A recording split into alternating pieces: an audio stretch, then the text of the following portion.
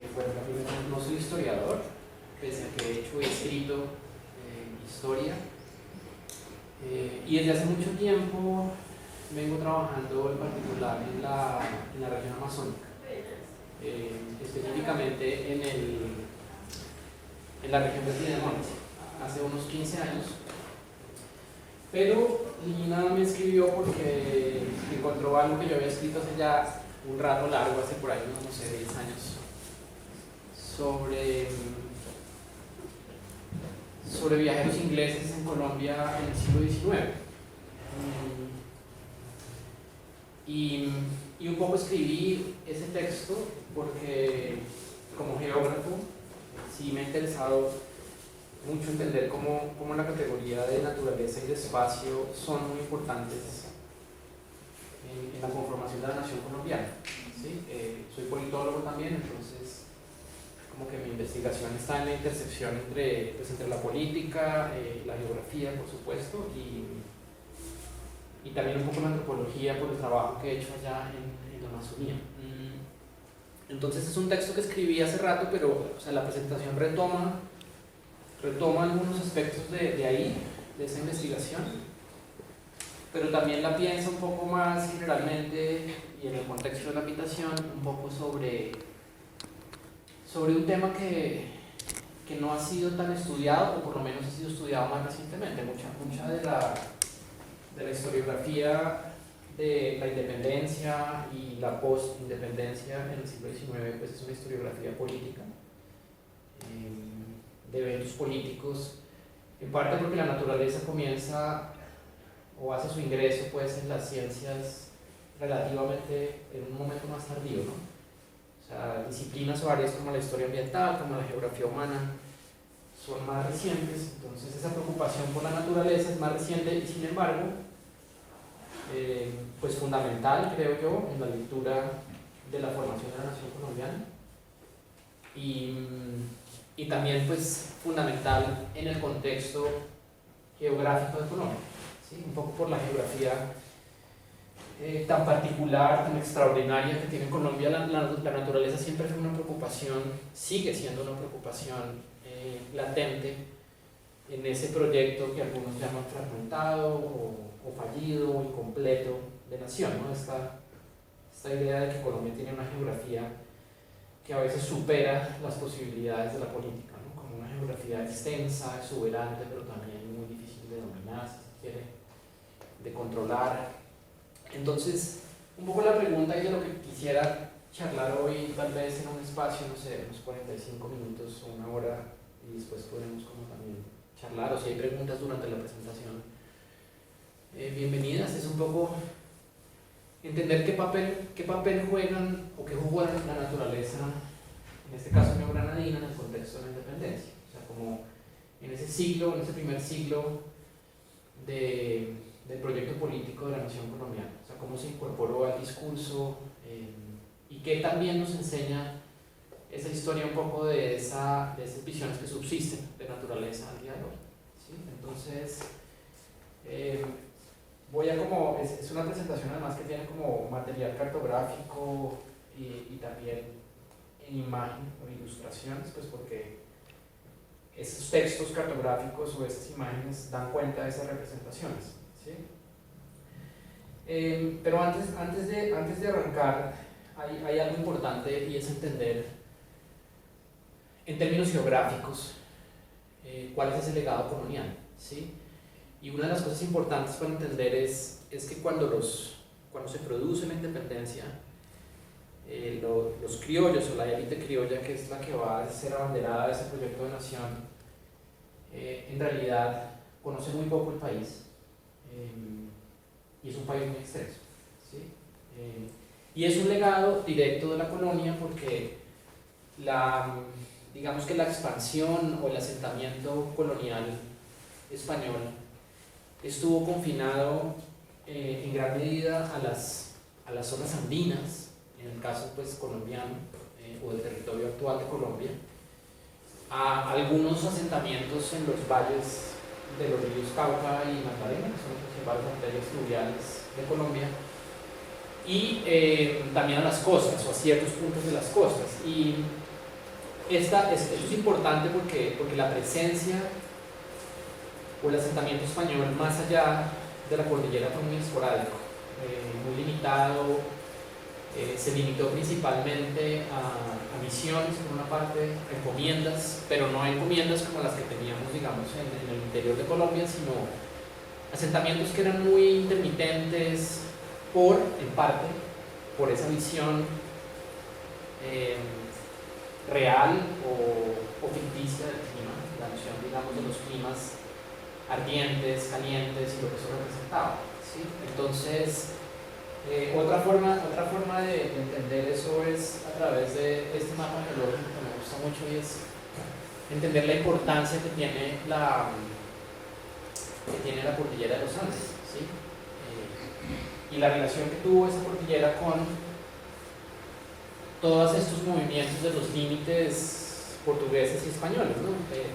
Tal vez eso lo conocen, pero digamos al comienzo de la era colonial, la definición de los límites entre Portugal y España, que es este tratado de Tordesillas,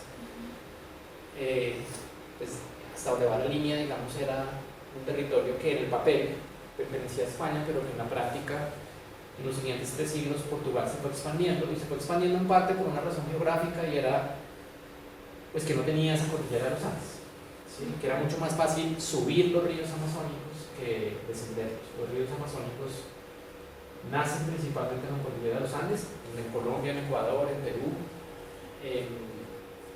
pero también estaba no solo esta barrera física de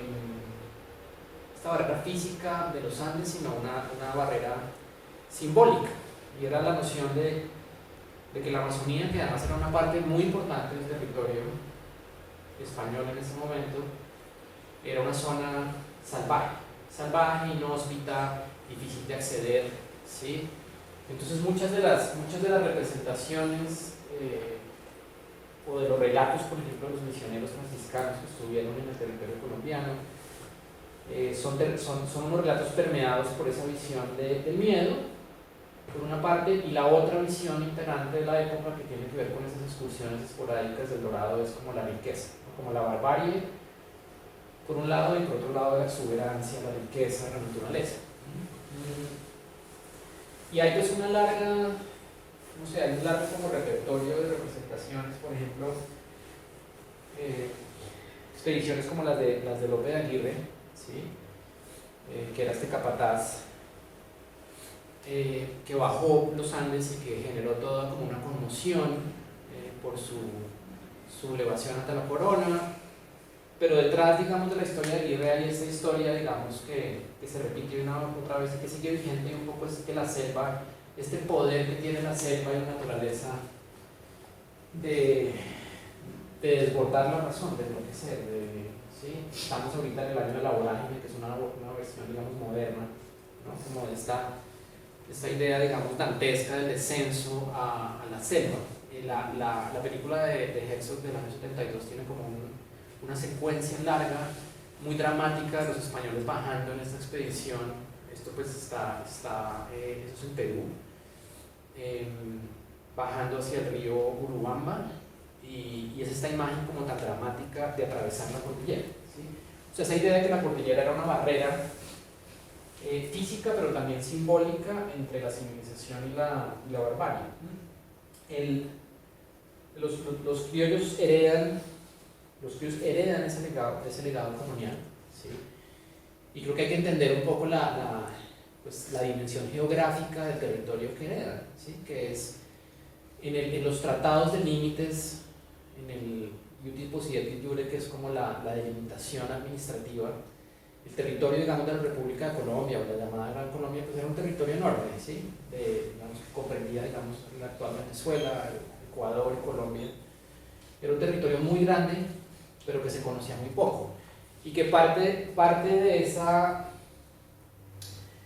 digamos, de ese desconocimiento alimentaba esas visiones de lo desconocido como algo exótico, rico, como un dorado, pero también un dorado habitado por salvajes, como esta dicotomía entre la riqueza entre la riqueza y también lo, digamos, lo salvaje. Y eso no solamente, digamos, para el caso de la Amazonía, sino para una división que se va a hacer como muy normalizada en el siglo XIX, que es esta idea de las tierras templadas, de las tierras frías y las tierras calientes, ¿no? Como la noción de que hay unos habitantes y que la civilización está destinada a florecer en las tierras frías o templadas y a convertirse en un obstáculo en las zonas ardientes por la enfermedad, por la noción de los habitantes humanos y no humanos, ¿sí? Entonces la geografía comienza a jugar un papel muy importante, ¿sí? La obsesión con la geografía y de la mano de la geografía con la naturaleza. Este, por ejemplo, es el primer mapa oficial de Colombia que paradójicamente pues, se publica en Londres, y hay un rasgo bien saliente de este mapa, y es la prominencia de las montañas, ¿sí? O sea, que las montañas, o sea, si uno se fija bien en ese mapa, o sea, pues eso sabe que la cordillera, además de los Andes en Colombia, se divide en tres, pero está la idea de que la geografía es andina, es prominente, pero detrás de esto, digamos, había todo un discurso, una intención criolla, y era resaltar que la geografía de Colombia, pese a ser una geografía tropical, también era una geografía de montañas que era apta para la colonización europea. Y eso hacía parte de una preocupación que se mantuvo a lo largo del siglo XX, del siglo XIX, y fue que había que incentivar la migración extranjera, ¿sí? Y parte, digamos, de lo que muestran los discursos cartográficos de la época es una exageración del relieve, ¿sí?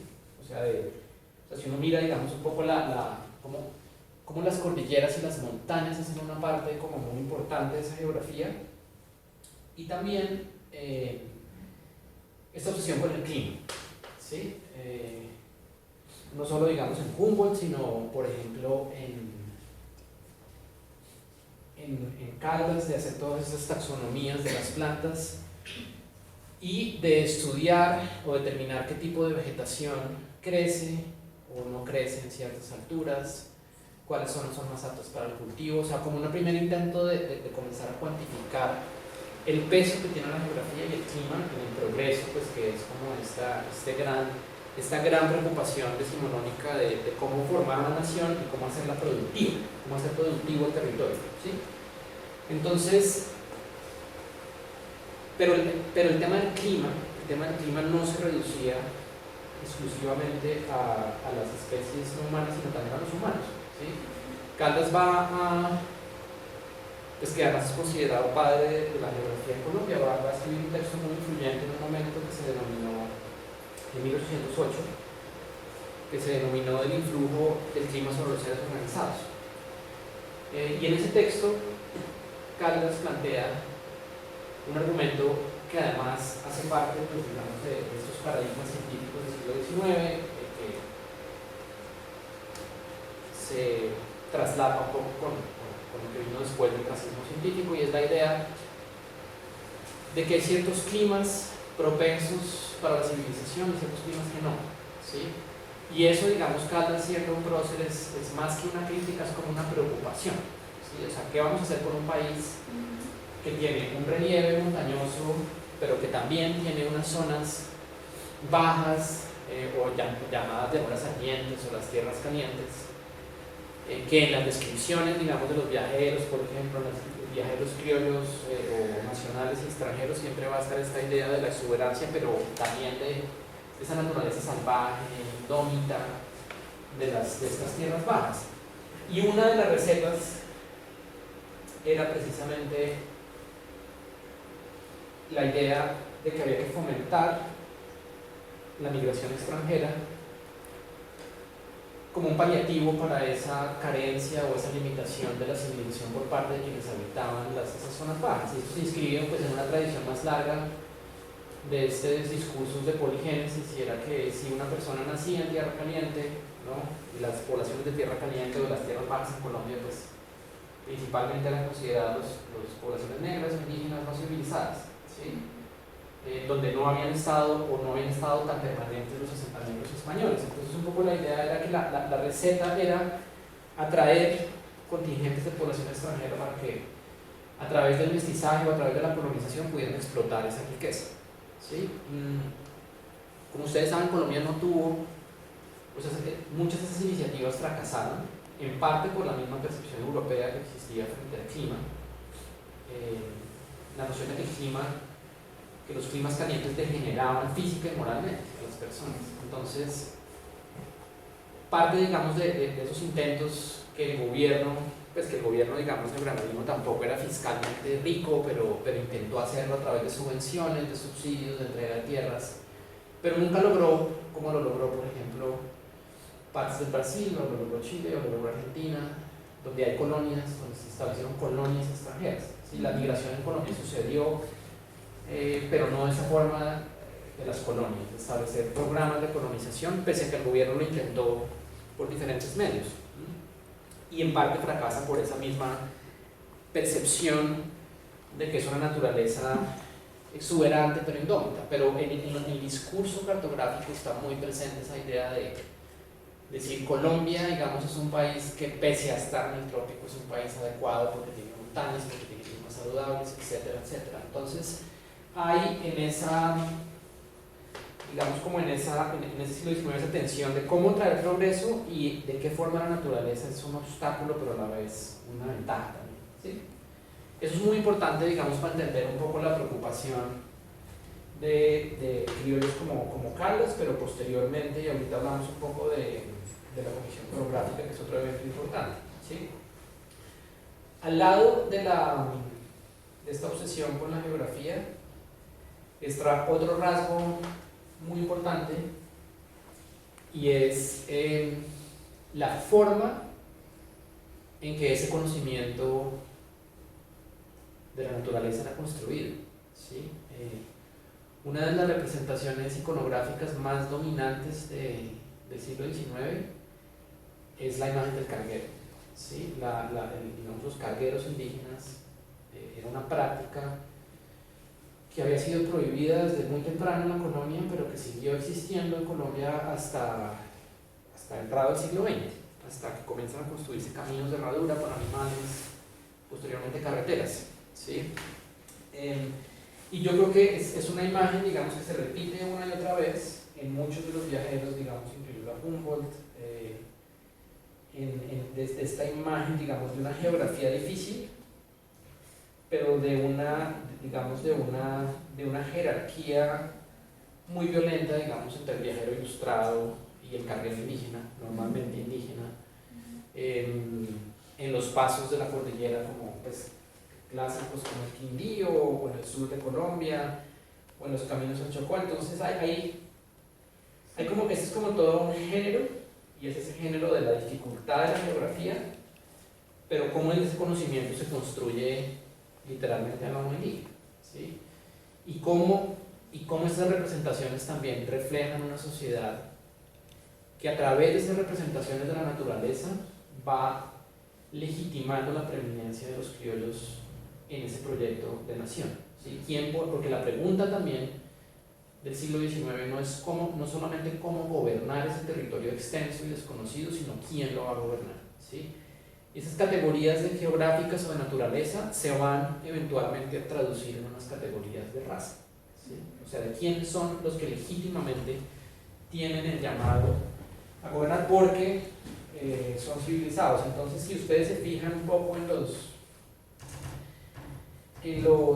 relatos de viajeros, pues van a encontrar, ¿no?, una y otra vez como esta imagen de los relatos, digamos, de los caminos, sobre todo los pasos de cordillera, pues porque Colombia tiene, como saben, muchos pasos de cordilleras, que están presentes ahí. Eso es un poco como un factor que me parece muy importante para considerar esta relación entre esta geografía física y la geografía humana de Colombia, ¿sí? Que va a atravesar, como les decía, esos discursos y prácticas de nación, ¿sí? En este conocimiento construido, digamos, al lomo indígena, hay que señalar, y creo que es importante, como estas representaciones de la naturaleza que, pese a caer como en esta noción de las tierras altas y bajas, los climas civilizados, no civilizados.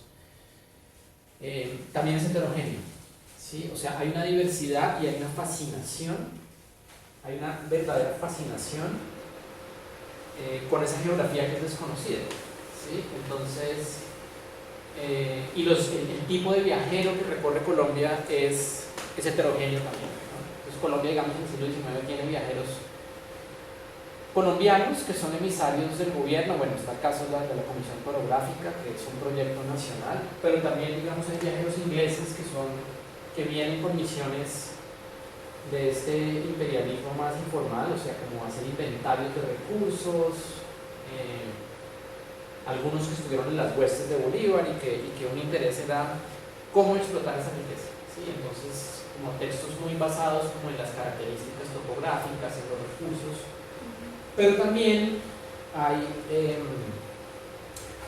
una generación o un tipo de viajero más naturalista de profesión o naturalistas, digamos, aficionados y fascinados con esta geografía colombiana, ¿sí?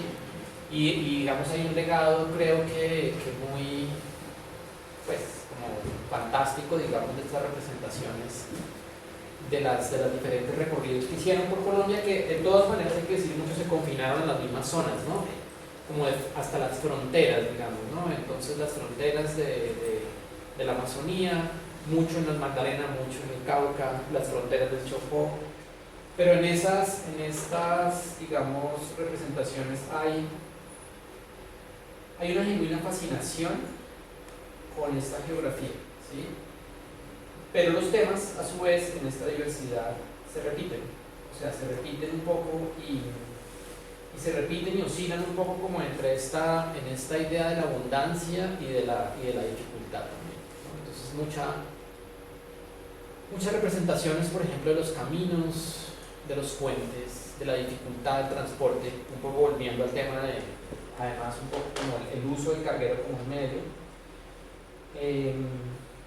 de la abundancia, pero también como de ese carácter salvaje del trópico, ¿sí?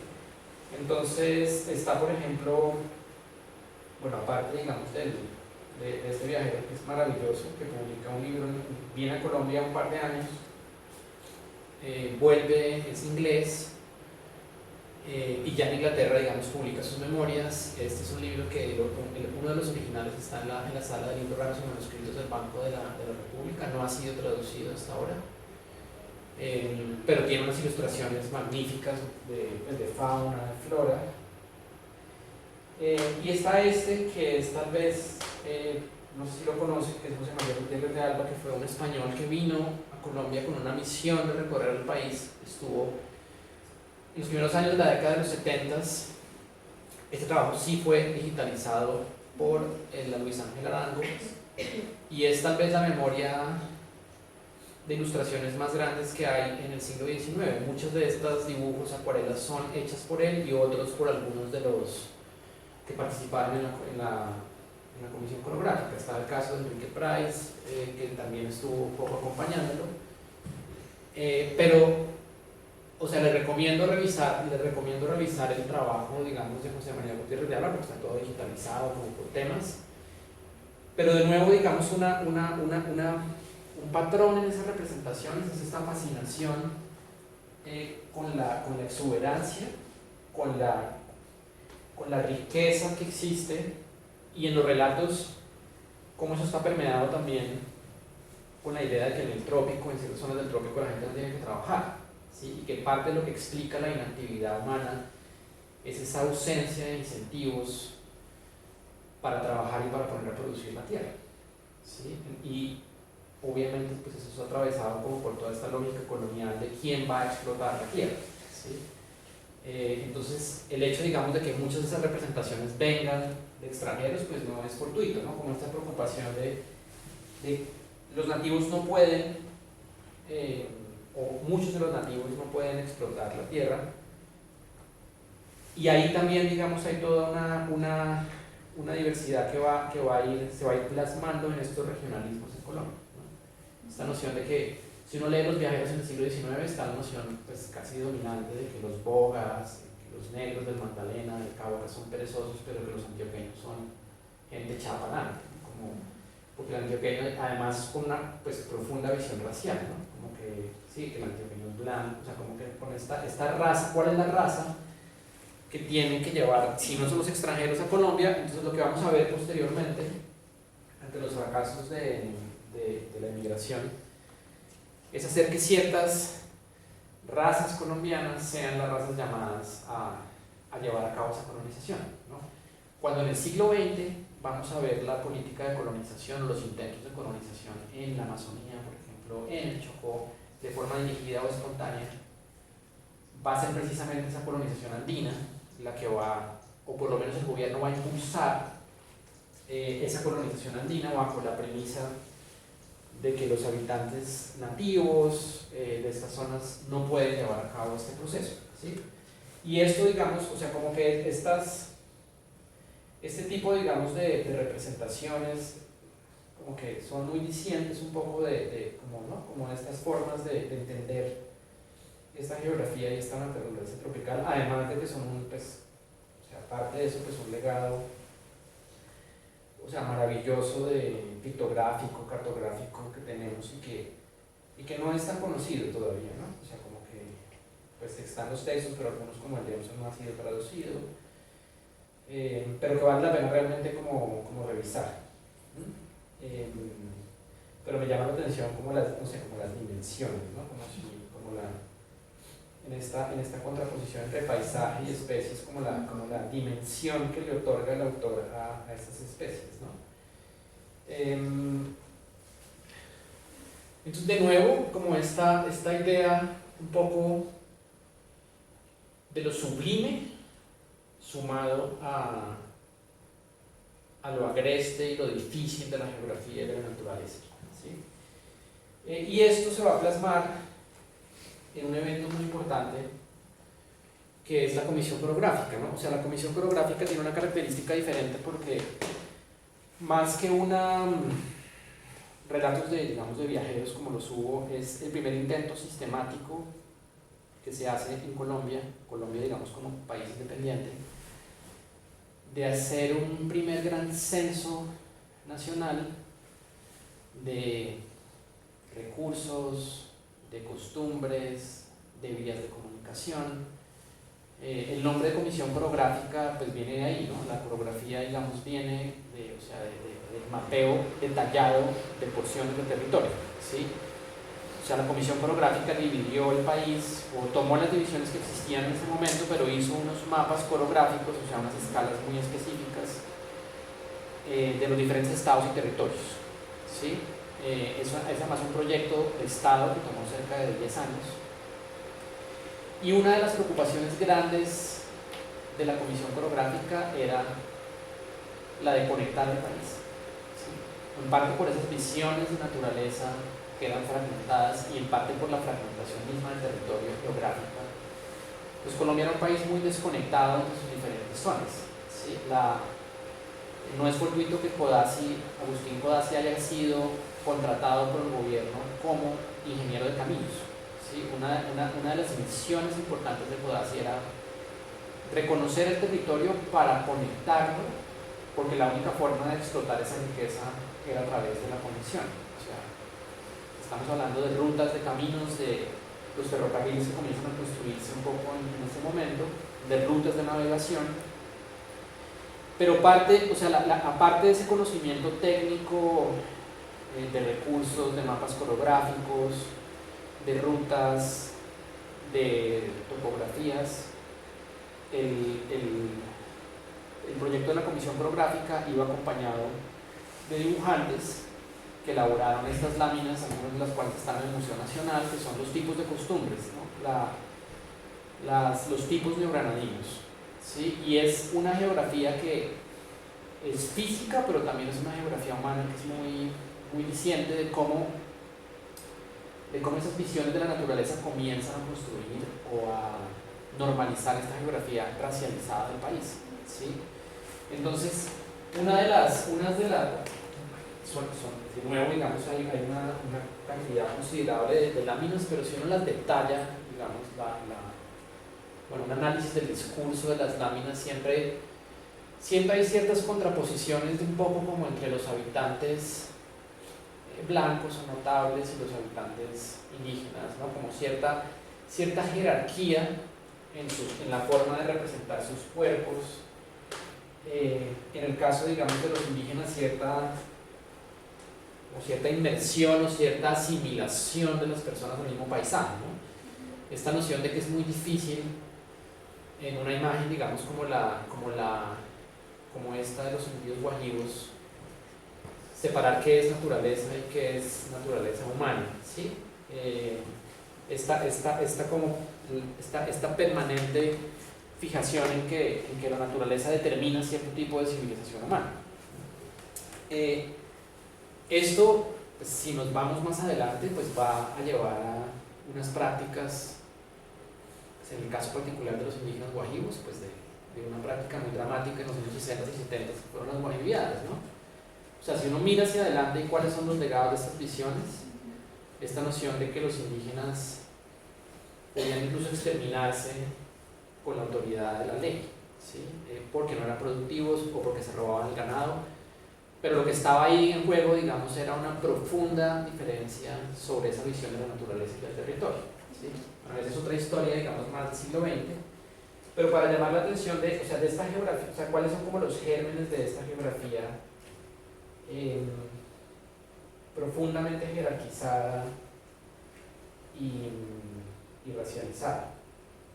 Y ahí les recomiendo que le echen una mirada como a esas láminas que también están digitalizadas, que también son parte, o sea, son más allá del discurso. Hay que decir que, pues, el legado de la Comisión Coreográfica es un legado fantástico, porque es como una primera radiografía detallada del país, de caminos, de recursos, que es fundamental en la construcción de cualquier proceso, solamente que está atravesada por esa visión jerarquizada o estas geografías racializadas.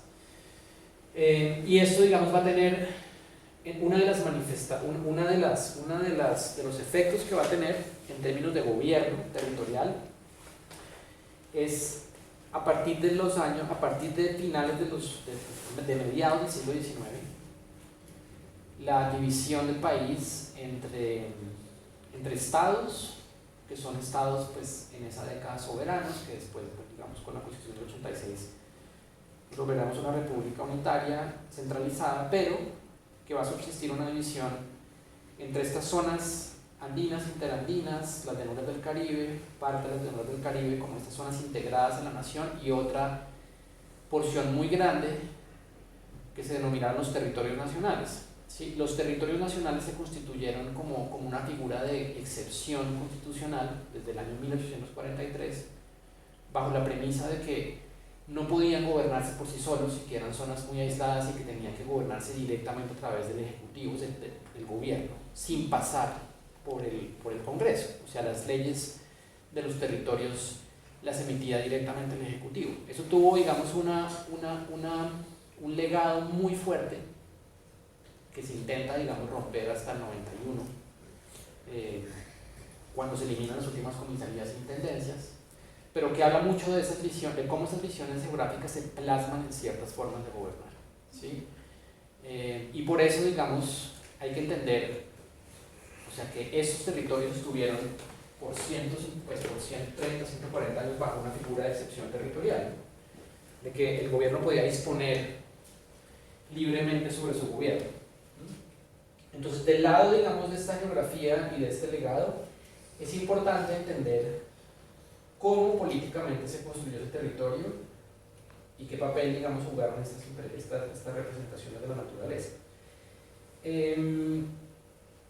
Y un conocimiento que comienza a volverse cada vez más, ¿no?, más cuantitativo, y cuantitativo, digamos, como un sinónimo de algo neutral, pero que está permeado por esas visiones, ¿sí? Esto, digamos, atraviesa los discursos de Codazzi. Entonces aquí hay un mapa precisamente de los territorios, ¿no? Pues está el territorio de Caquetá, el territorio de San Martín, que es 2/3 partes del territorio nacional. ¿Sí? Es una zona muy extensa. Bueno, el mapa se reconfiguró después con el conflicto con el Perú y con los tratados con Brasil que le dieron esa forma pues, como rara que tiene el mapa en este momento. Y también, digamos, con los otros territorios que había, ¿no? En Bocas de Toro, en el Urabá, en el Darién, en la Guajira, en fin. Es una parte muy importante del país no integrada o integrada bajo esa política de excepción constitucional, ¿sí? Y esta visión más, un poco, digamos, pues que Codazzi, digamos, encarna muy bien, y es que hay que civilizar esa selva para poder explotar, ¿sí? Y para civilizarla hay que construir ferrocarriles, hay que construir caminos, y sobre todo hay una pregunta por la población. Hay que fomentar la colonización de los Andes hacia esas zonas bajas, o sea que hay que fomentar la presencia mestiza, porque es la única manera de civilizar esa selva, ¿sí? Si no con inmigración extranjera, con colonización interna, ¿sí? Y acá hay un personaje muy importante en esta historia, porque quizás, o sea, estamos hablando, digamos, del cierre del siglo XIX, comienzos del XX, y es cómo estos discursos comienzan a plasmarse en ciertas formas de intervención territorial, ¿sí? Y este personaje es Rafael Reyes. ¿Por qué Rafael Reyes es tan importante en esta historia como presidente de Colombia? Porque Rafael Reyes es el primer presidente que tiene Colombia que ha, por su experiencia, recorrido el país a pie, que conoce profundamente ciertas partes de Colombia, ¿sí? Reyes nace en Santa Rosa de Viterbo, en Boyacá, y Reyes era, pues, lo que llamaríamos hoy en día como la figura del emprendedor, ¿no? O sea, como con unas ambiciones muy grandes. Reyes pensó muy temprano, a los 16, 17 años, migrar a California, donde había toda esta fiebre del oro, pero uno de sus hermanos tiene una casa de importación en Popayán.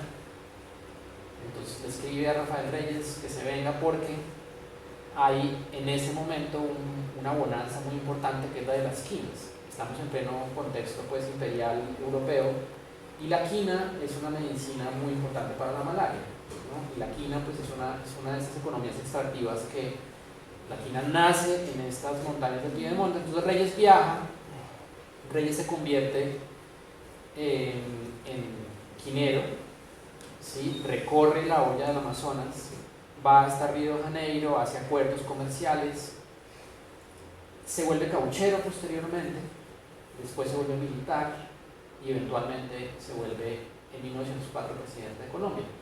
Y la llegada de Reyes a la presidencia de Colombia, siendo del Partido Conservador después de la Guerra de los 1000 días, es importante porque es como un consenso, digamos, de que Reyes puede ser un pacificador de Colombia, ¿sí? En parte porque la conoce y en parte porque Reyes, un poco el lema de Reyes era la política de la práctica, o sea, de cómo pasar de este discurso a la práctica. Pero digo que es un personaje importante porque esa visión de Reyes está profundamente atravesada por esta visión bastante segregada y violenta de la naturaleza.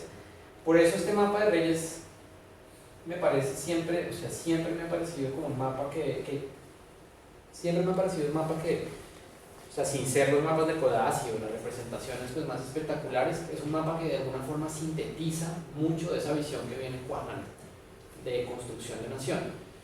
Entonces Reyes elabora este mapa ya cercano a ser presidente, o sea, ya había salido de la Amazonía, salió de la Amazonía porque, pues, digamos, la bonanza de la quina se vino a pique, porque uno de sus hermanos murió, dos de sus hermanos murieron allá, y después, bueno, entra, digamos, en estas guerras civiles, se vuelve militar, y es otra historia. Pero cuando llega ya cercano a ser presidente, como ministro plenipotenciario, presenta en la Conferencia Panamericana un proyecto de navegación que va a conectar toda la olla amazónica, que es enorme, con la región andina, ¿sí? Que es como la otra, digamos, gran región colombiana. Y digamos que las convenciones de ese mapa o la geografía económica, humana, física de ese mapa está hecha, por una parte, de una zona andina, rica en minerales, que son como todo esto que va en el proyecto de Reyes, que era un ferrocarril. Ustedes lo ven, ese ferrocarril panamericano nunca se hizo, era conectar Nueva York con Buenos Aires. No era un proyecto de Reyes, el proyecto de Reyes era conectar los ríos con ese proyecto de ferrocarril, es decir, un sistema de navegación fluvial que pudiera explotar esa riqueza, ¿sí? Entonces, por una parte, esa riqueza mineral de las zonas de cordillera y de Piedemonte, y esa riqueza natural, entre comillas, de la región amazónica y también del Orinoco, simbolizada en estos como arbustos que en las convenciones del mapa son cacao y caucho, ¿sí? Silvestre, o que crecía, digamos, en la selva. Y por otra parte, una geografía humana que Reyes divide en dos, que son las flechas, que son los indígenas que Reyes llama en las convenciones del mapa salvajes, y las calaveras, que son indígenas caníbales, ¿sí? Antropófagos. Entonces cuando uno ve el mapa y uno dice, aquí cristaliza, digamos, todo un siglo de esas visiones en el sentido de una geografía que está muy racializada,